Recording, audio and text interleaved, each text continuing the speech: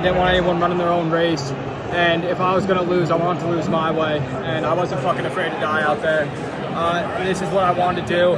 I said after BU, after I ran 13-14, that I was going to win. And I was going to do anything possible to do it. And I was going to fucking find a way.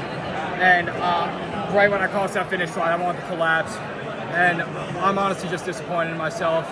I'm in a position right now where I need to be able to provide for my family, my mom and sister, and winning would have helped do that. And maybe more NIL or more anything. And the fact that I couldn't do that, I'm just pretty disappointed in myself. And all I want to do is just pave a great way for them. And I want my little sister to be looking up to me, and I don't want to have to go home looking at her like a loser. So it just kind of sucks. I mean, they drove their way down there and they didn't have to. My mom took off work for this. My sister took off school, and I mean, I should have done more, but you know what? When I saw that Washington Kenyan, whatever that Kenyan up there was, when I saw him surge to the front, I was like, you know what? Fuck that. I'm gonna make a move, and if I fucking die, I'm doing it my way. So that was it at the end of the day. And I know a lot of people think I'm arrogant or just cocky, loudmouth, but you know, I don't give a fuck. Like, if you think that way, I have a lot more to prove, and I'm gonna do everything I can to win outdoor. So this is just the beginning. I have the 3K tomorrow, so just watch me out there, and I'll try to make something good happen. I know you seem disappointed, and there's nothing I can do to change that, but you raced amazing, and you showed how confident you are and how fit you are. Where did that confidence build from? Everything that I went through, everything that's going on in my life right now, I want to make everyone else on the track pay for that. So I just want to go out there and give it my all. And you know what? If there's one thing I could be proud of, it could be just throwing my all out there and not letting people run their own race. I told my coach my old coach Mason Robinson, he played for Tampa Bay Buccaneers, and he won the state meet and meet of champs way back in the day. He's an old head. But I called him and he said, you know what, don't be afraid to die. You go out there with your sword up, shield up, and what the fuck are we doing, you know?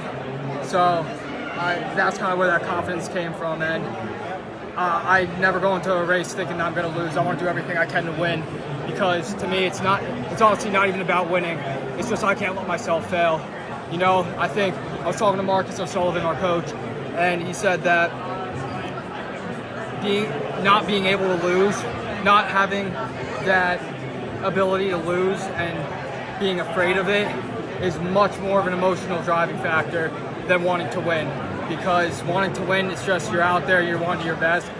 Not being able to fail, it's a lot deeper than that. You got the 3K tomorrow. What are you going to do to reset your body and your mind to get yourself ready for that race? Get some Chipotle. So, not to throw out any deals, but I want to get a Chipotle deal. So if y'all are seeing this, get me some shit for free. Chipotle, hit them up. Yeah, so darn no. You said a lot's going on in your life. Like, what's going on off the track?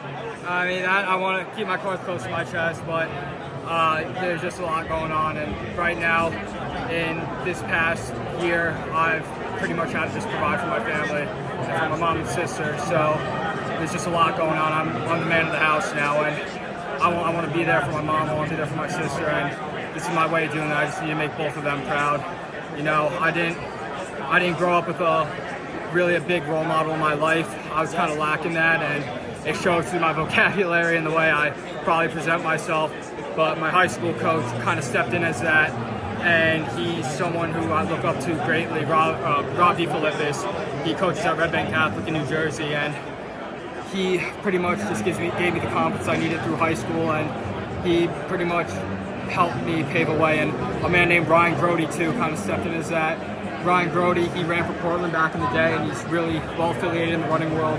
And all throughout high school, he told me to clear a path, and that's what this tattoo says in Hindi, is Rasta Saf Karo, and that's just clear a way. And that's what I try to do throughout my life, is just clear a path, man. So going home, you know, gonna make it home. So you said you're upset you didn't win, but this was your best NCAA finish, right? Doesn't matter if you're not first, you're last, you know. And it's definitely, it's cool to be able to have an All-American on the track after running horribly last year, indoor and outdoor. I mean, dude, I just matured so much, you know. I would have been, my head would probably exploded if I was in that position last year. I would have no idea what to do, and I was scared to go to the front last year, but now I'm not afraid to do that. I'm not afraid of anyone. I'm not looking up to anyone. Nobody's my role model out here. I'm trying to win, so I'm go out fighting, and that's really it. Well, the national championship is coming. I can feel it. And thank you so much. You already Have know. a great day. Thank you so much. So we were debating the other day in the podcast, are you a true sophomore or a redshirt sophomore? How do y'all not know that, man? We should, I know. I feel like I comment on we're the message focused on boards enough. Yeah. Nah, I'm a junior academically. Not the best academically, but I'm working at it. So yeah, but so I'm a sophomore in like whatever the hell it's called. I don't really understand it, but I'm essentially a sophomore. You know, when I redshirted my freshman year, I was on the world cross team. I ran 3:58 and 13:40 whatever, but that's really it. No, we were kind of just saying it's crazy that there's an American running close to 13:10 that's not getting a lot of publicity. And then today, yeah, I don't understand what's crazy about that. You know, Americans have always been great at running. I don't think that's really a shock.